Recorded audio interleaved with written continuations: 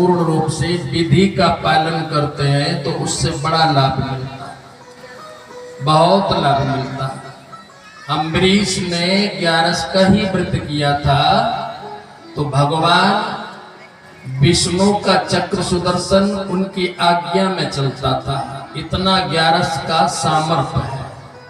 भगवान विष्णु का चक्र सुदर्शन अम्बरीश की आज्ञा में चलता है और वो चक्र सुदर्शन आपको पता हो दुर्वासा के पीछे पीछे चला था।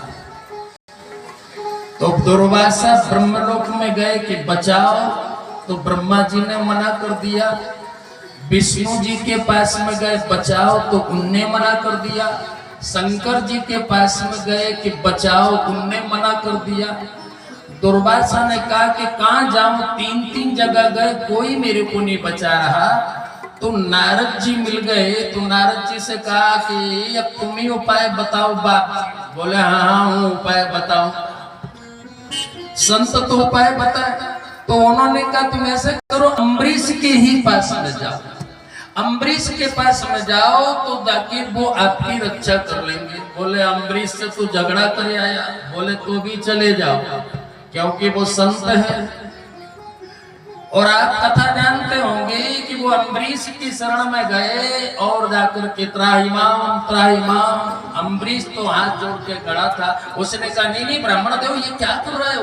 बोले अरे बाबा पहले वो के रोको, जो जलाने के लिए आ रहा है। तो जाकर के हाथ लंबा किया है कि रुक जाओ। तो वही चक्र सुदर्शन रुक गया और अम्बरीश जाकर के दुर्वासा की रक्षा हो गई।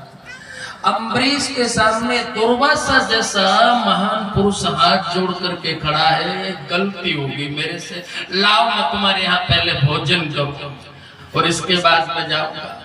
अम्बरीश ने कहा करोगा जरूर करना, ये तो मेरे अहोभाग्य है कि मेरे घर का प्रसाद आप लेंगे। बोले कौन पापी है जो तुम्हारे घर का प्रसाद ले ले? हमारे पता लग गई कि ब्रह्मा जी के यहाँ ठिकाना नहीं, विष्णु जी के यहाँ ठिकाना नहीं, शंकर जी के यहाँ ठिकाना नहीं, तुम्हारे यहाँ ठिकाना पड़ा है। ये तो मैं अभी जान पाया, इसलिए तुम्हारे यहाँ का प्रसाद मैं लूंगा। बैठ गए और जाकर के सुंदर भोजन कराए।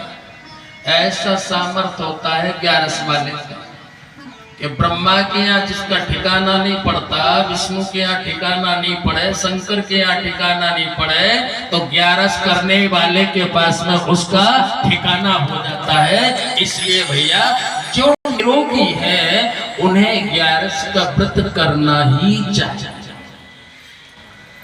जिन्हें बुढ़ापा है, शरीर अब काम नहीं देता, वो चलो मत करो, कोई बात नहीं। रोगी है, अब नहीं होता सहन, बे ना करे।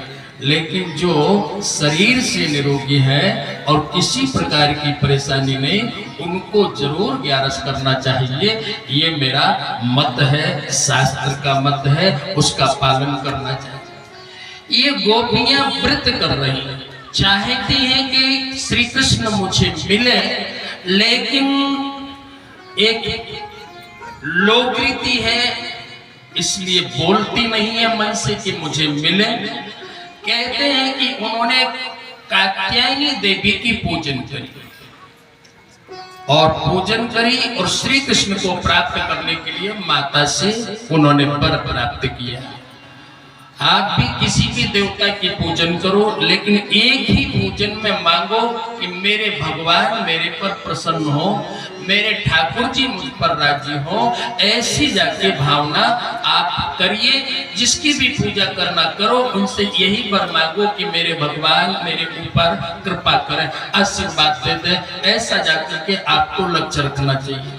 कई लोग डरते हैं कि अब मैं वैष्णव हो गई, अब दूसरे के यहाँ पर पूजा नहीं करूंगा, दूसरे के पाँव नहीं छूऊंगा। हम तो कह रहे हैं कि दिन भर मिले तो पाँव छूता रहो, जो भी मिले सज्जन पुरुष छू लो और उससे आशीर्वाद मांगो कि बाप आशीर्वाद दे दो कि मेरी जो इष्ट है, मेरे भगवान है, वे मेरे ऊपर कृपा करें। तो आशीर्वाद लेने में कंजूसी नहीं करना चाहिए। लेकिन कई लोग